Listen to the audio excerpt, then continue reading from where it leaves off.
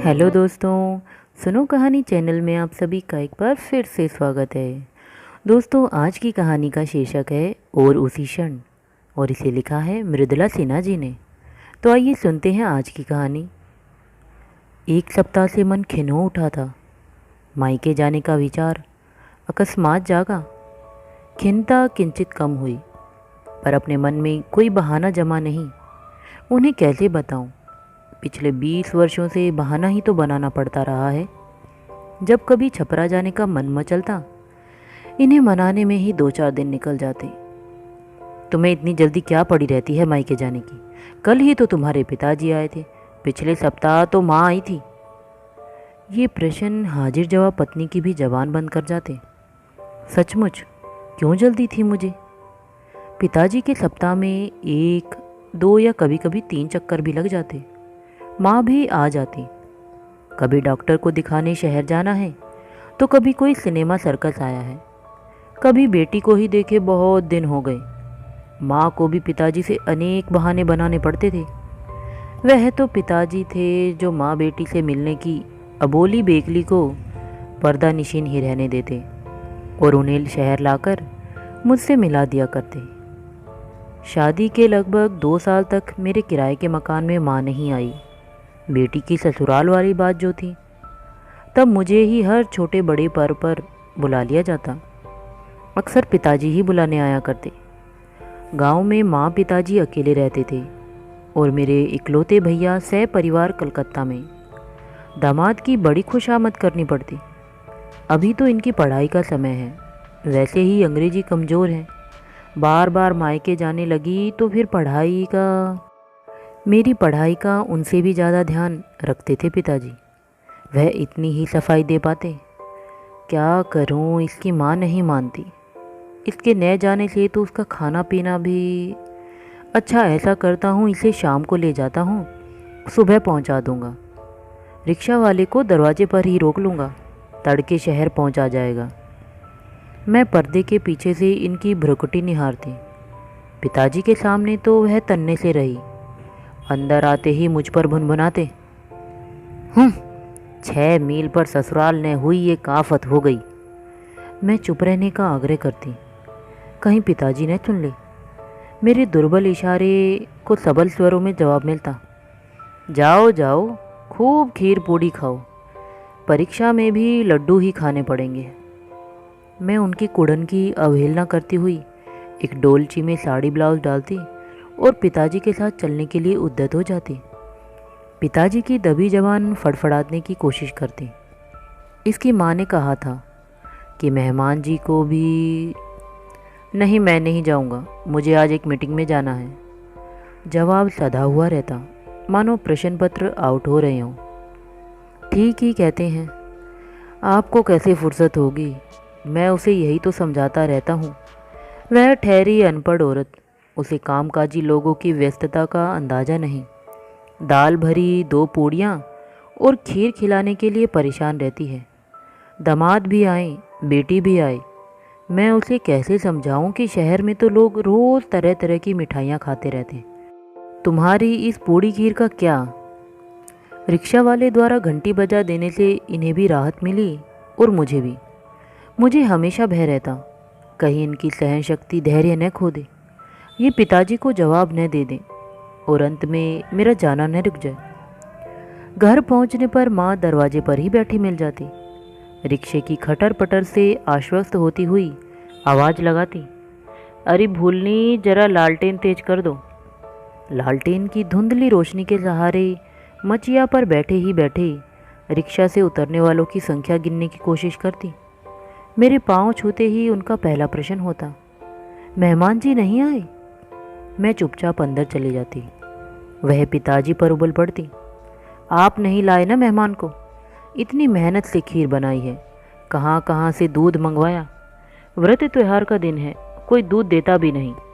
पूड़ी की दाल भी गरम मसाला डालकर भूंजी थी। मुझे लगता है आप मेहमान जी को नहीं। पिताजी गरज उठते, बेकार की बातें बंद करो, खुद ही क्यों नहीं चली गई बुलाने? मेहमान जी इनकी खीर खाने अपना काम छोड़ कर आएंगे? इतने बड़े अफसर हैं और उनको यही। झुंझलाते हुए अपनी टोपी उतारकर आराम कुर्सी में धंस जाते पिताजी। माँ बड़ी मुश्किल से अपने गठियाग्रस्त वजनी शरीर को मचिया से उठा पाती। कमर सीधी करने में बिताए समय का सदुपयोग पिताजी की झल्लाहट सुनने में हो जाता।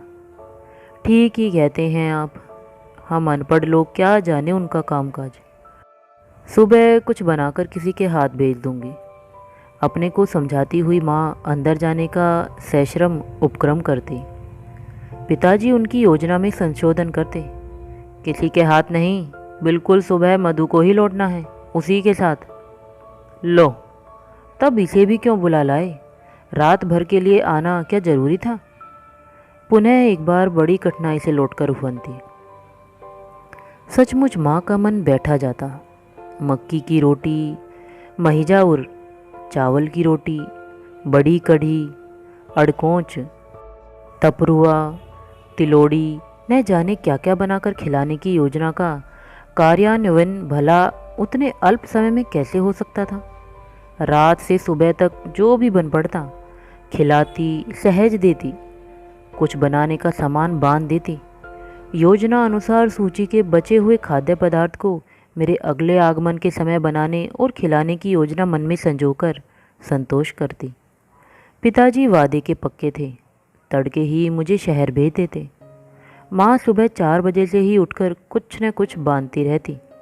मेरे ना करने पर भी अनेक छोटी बड़ी पोटलियाँ बन जाती।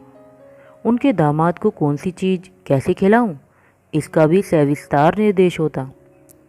शहर पहुंचकर मैं उन पोटलियों को इनकी गिद्ध दृष्टि से छिपाकर झल्लाहट से बचने का अथक प्रयत्न करती, पर कभी बच नहीं पाई। वे मुझे यथार्थ का आभास कराते। मधु, जरा सोचो तो, कितने का सामान होगा यह सब मिलाकर? मुश्किल से केवल 5-10 रुपए का न? क्या शहर में ये सारे सामान नहीं मिलते? तुम वबन मोटरी उठा लाती हो, तुम्हारे गांव के लोग क्या सोचते होंगे, और अपने पड़ोस वाले भी। मैं ऐसे चुप रहती जैसे दांतों के बीच जीवा नहीं है। उनका कहना बिल्कुल ठीक ही तो होता था। उन गठरियों में भरे सामानों में से अधिकांश का तो मैं उपयोग भी नहीं कर पाती थी, फिर क्यों उठा लाती थी? माँ को मना तो कर सकती थी। माँ, तुम्हारी यह 2 सेर मूंग, 1 पाव सरसों, 1 पाव धनिया, थोड़ी सी मिर्च, नींबू, 1-2 खीरा, 1 कद्दू मुझे नहीं चाहिए। आखिर मेरे अफसरपति की कमाई और खर्च के आगे ऊँट के मुंह में जीरा ही तो होगा यह सब। इतना सामान तो मेरा नौकर ही फेंक देता है। इतना अवश्य होता कि डाइनिंग टेबल को राष्ट्रीय एकता का मंच बनाने के सफल प्रयास में मुझे अपनी मेहनत पर ही पश्चाताप होता। जब छोले भटूरे, उपमा, डोसे, नारियल की चटनी का परित्याग करते हुए ये बार बार तीसी की चटनी, भुनी हुई मूंग का भुर्ता, तिलोड़ी की मांग कर बैठते, प्लेटों को बिल्कुल चाट ही जाते, और इसलिए शायद माँ को मना नहीं कर पाती थी। दिन बीतते गए, बच्चे हुए, माँ मेरे घर भी आने लगी। अपने साथ भी अनेक गठरियाँ सहेज लाती, पर इन्हें हमेशा की तरह वे गठरियाँ दर्द देती रही। परिवार बड़ा था, घर का खर्च भी, नौकर, दाई, ड्राइवर, चपरासी के खाने पीने से चौके का भी खर्च बढ़ गया था। आमदनी के अनुसार खर्च का बढ़ना हमें अखरता नहीं। हमारा खर्च जो बढ़ा था, माँ की गठरियों की संख्या और वजन घटता गया था। इनकी लाख परोक्ष अथवा अपरोक्ष वर्जना से उनका आयात बंद नहीं हुआ। मुझे तो उन गठरियों को खोलते ही उनसे निकलता एक अबोध स्पर्श थपथपा जाता। रोम रोम झनझना उठता, पुलकित हो उठता। मैं अपनी कार से मायके जाने लगी थी। माँ बहुत वृद्ध हो गई थी। उनका चलना फिरना भी बंद हो गया था।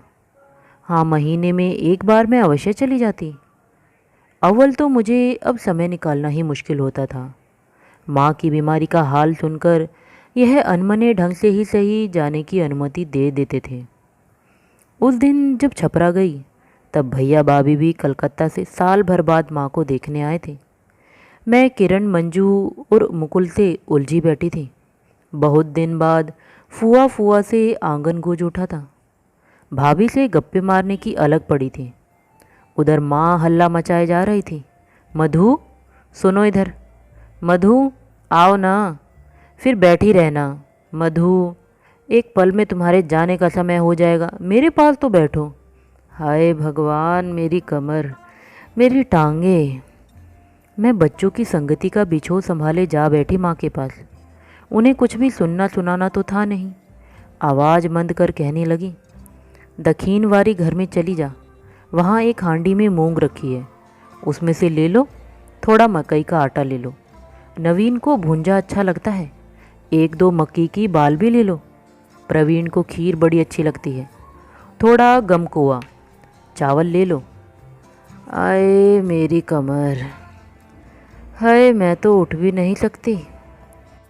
मैं अपलक उन्हें निहारती रही। वह कभी मेरी कलाई में पड़ी 2.25 इंच की 1 दर्जन नई चूड़ियों को निरखती, उन्हें घुमाने का व्यर्थ प्रयत्न करती, मेरी बाह सहलाती। कभी मेरे मांसल पेट पर हाथ फेरती हुई इतना भर कह पाती, बड़ी दुबली हो गई हो, जा बेटी जा, सब बांध ले। मैं ना भी नहीं कर पाई। बगल के आंगन से मेरी चाची आ गई थी। उनसे आग्रह कर माँ ने मेरे लिए सब सामान बंधवाया। इस बार मुझे बड़ा बुरा लगा था। पता नहीं वह कौन सा भय था कि उन गठरियों को अस्वीकार न कर सकी। भैया शहर तक मेरे साथ आए थे। कार की डिग्गी से निकालकर लाते समय गठरियों को चपरासी के हाथ में देखते ही दरवाजे पर बैठे मेरे पति उबल पड़े। क्या ला रही हो, फेंक दो उधर। उठा लाती हो धरोहर मोटरी, लाख बार मना किया है मेरे घर यह सब मत लाया करो। ये माँ ने। मेरा पाँव बैठक में पड़ा ही था कि मैं झटके से पीछे मुड़कर इन्हें चुप रहने का इशारा कर गई। क्यों चुप रहूं जी, तुमसे कितनी बार कहा है मेरे घर गठरियाँ मत ढोया करो। आवाज़ सामान्य कर बोले, आइए आइए, आप भी हैं, आप कब आए। कहते हुए भैया की अगवानी करने लगे। मेरी जान में जान आई। पुनः इस भय से काँप उठी कि कहीं भैया ने सुन न लिया हो इनकी गर्जना।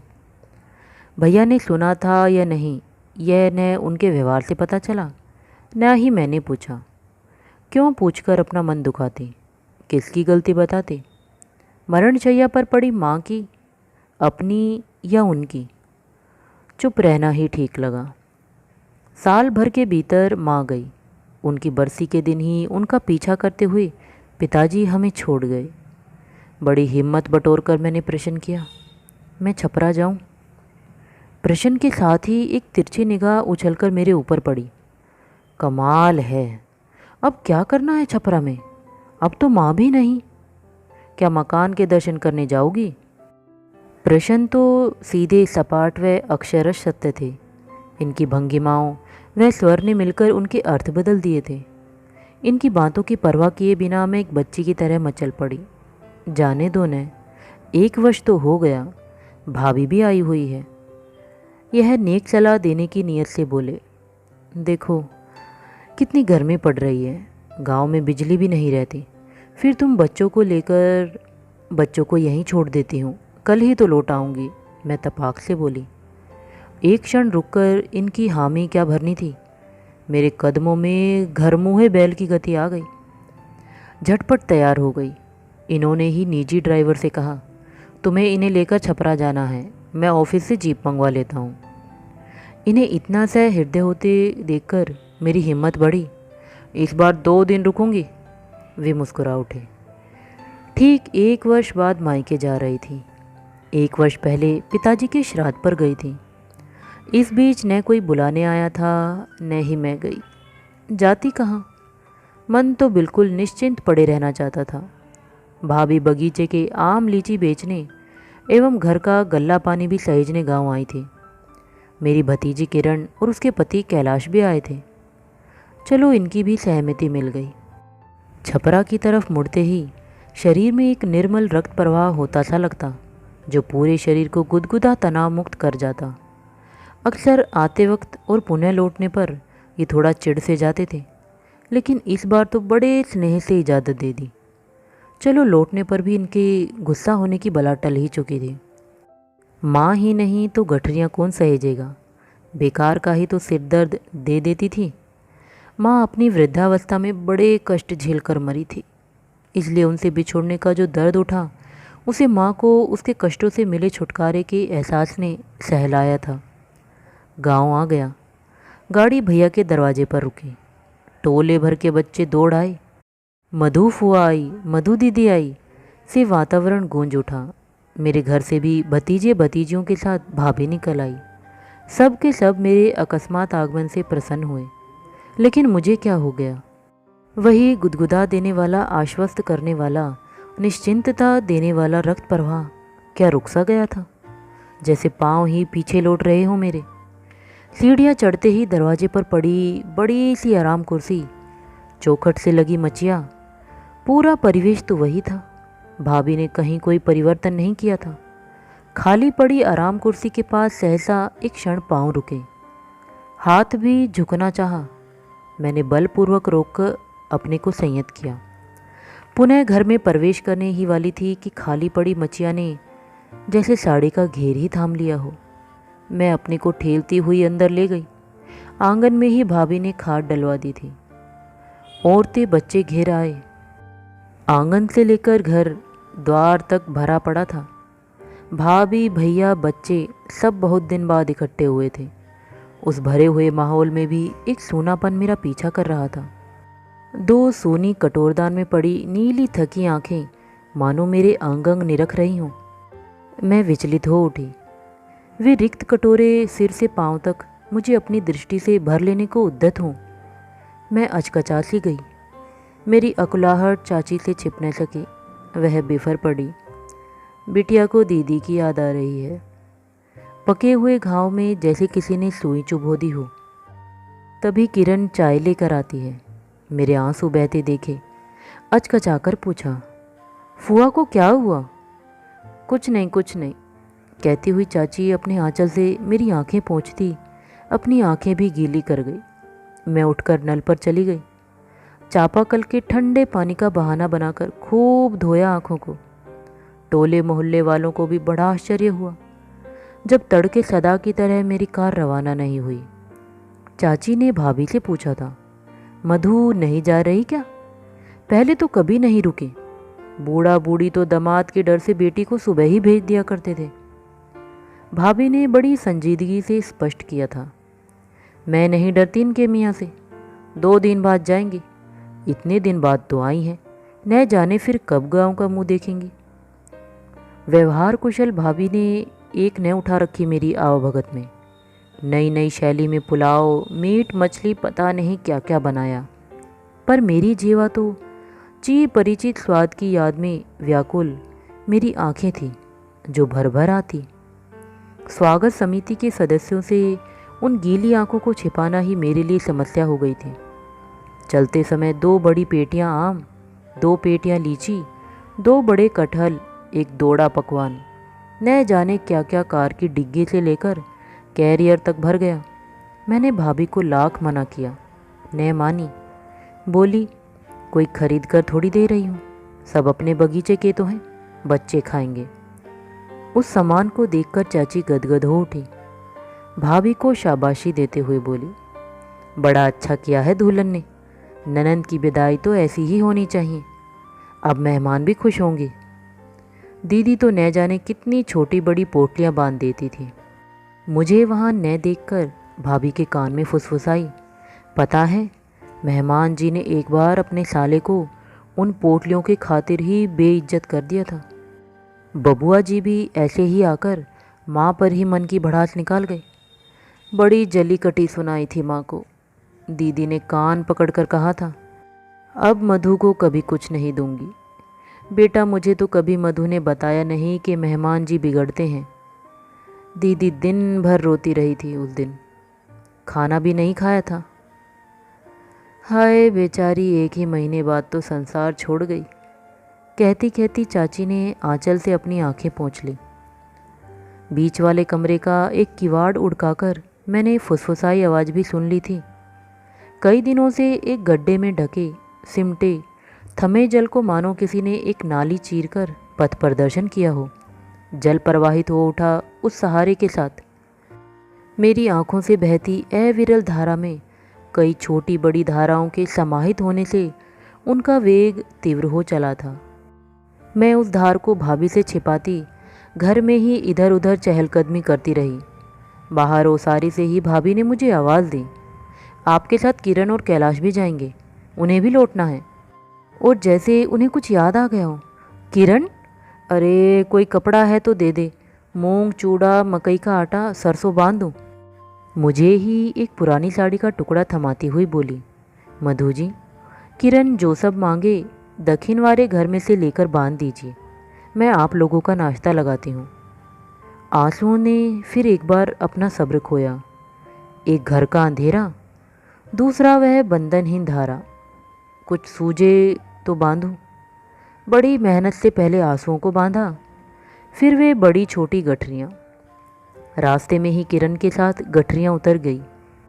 गठरियाँ उतारते वक्त कैलाश इनकी ही अदा में खींचे थे। गुलाबी गुस्से से तर था उनका भी मुखड़ा। दरवाजे पर गाड़ी का हॉर्न सुनते ही यह बाहर आ गए थे। मेरी नज़र इन पर, इनकी गाड़ी की डिग्गी पर टिकी थी। चपरासी फलों के बक्से उतारकर बरामदे में रखता गया। साक्षात नेपाल बिहार सीमा पर तैनात कस्टम इंस्पेक्टर की दृष्टि लग रही थी उनकी। केवल फलों के बक्से उतारकर ड्राइवर गाड़ी मोड़ने लगा। इंस्पेक्टर साहब निराश, मानो तस्करी ही बंद हो गई हो। लेकिन ऐसा कैसे हो सकता था? यह लीची आम के बक्सों को ही कुरेदते रहे। भारी मन के बोझ से बोझिल हुए कदमों को घसीटती मैं अंदर गई। पापा पापा, इतने सामान ले आई मम्मी, कहाँ से लाई? नवीन दौड़ता हुआ आकर सुखद आश्चर्य प्रकट कर गया। पापा, आप तो बोलते थे माँ नानी के घर गई थी, फिर इतना सारा सामान कहाँ से? प्रवीण बोल गया। अवसाद से भरे क्षीण स्वर थे कस्टम इंस्पेक्टर साहब के। बेटा, तुम्हारी मम्मी मामी के घर गई थी। नवीन, प्रवीण, परिमल एवं दो छोटे बड़े नौकर ड्राइवर भी फलों के बक्से अंदर ले जाकर खाली करने में व्यस्त हो गए। थके कदमों को इन्होंने अंदर तक घसीटा। मैं खिड़की पर खड़ी शून्य को भरे हुए गले से निहार रही थी। पीछे से आकर मेरे कंधे थपथपाते हुए बोले, माँ किसी की बैठी नहीं रहती मधु। बरसाती नदी की अविरल धार बह चली मेरी आंखों से, जिसे बांधने की कोशिश में ये भी भीग गए अंदर से बाहर तक। और उसी क्षण तो माँ का अभाव खला था। तो दोस्तों, इसी के साथ ये कहानी यहीं समाप्त होती है। आपको कैसी लगी मुझे कमेंट करके ज़रूर बताना। तो चलिए फिर मिलते हैं नेक्स्ट वीडियो में। तब तक के लिए गुड बाय।